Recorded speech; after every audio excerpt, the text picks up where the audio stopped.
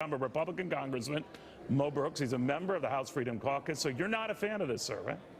Absolutely not. It is a debt junkie's wildest dream with all the spending of money that we don't have, we have to borrow to get, and we can't afford to pay back. And you can see that already reflected in the credit markets, where we're going to embark on an unending stream of trillion-dollar or more annual deficits. That's money taken out of the credit markets, money that's no longer there, that drives up interest rates.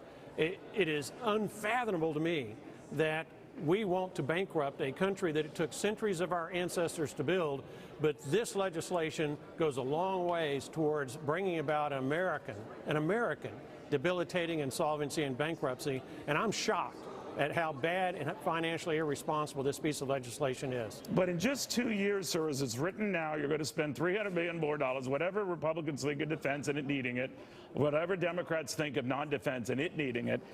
There doesn't appear to be any resolve to even slow the growth of spending down. And I did talk about what was going on with things like the 10-year note and all that was backing up today. I believe in large part due to the government essentially shrugging its shoulders at this. The economics are simple.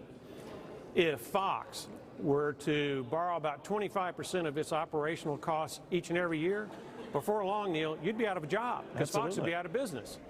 Same thing with pet family. The economics are same for a country. People need to start looking at what's going on in Venezuela to see how bad it is when a central government goes into insolvency and bankruptcy. Recently, 800% inflation rate in Venezuela. Is that where we want to take the United States of America, with an insolvency of our central government?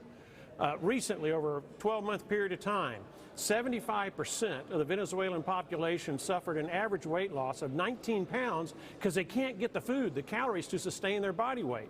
Nurses and teachers are going across the border into Colombia, setting up houses of prostitution, earning money that way, then buying food in Colombia and hiring mules to carry the food back to their kids in Venezuela so they don't starve. Is that where we want to take the United States of America?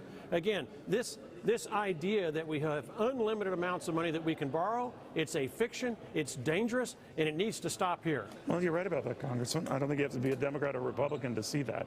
Thank you, sir. Very good having you. Thank you, Neil.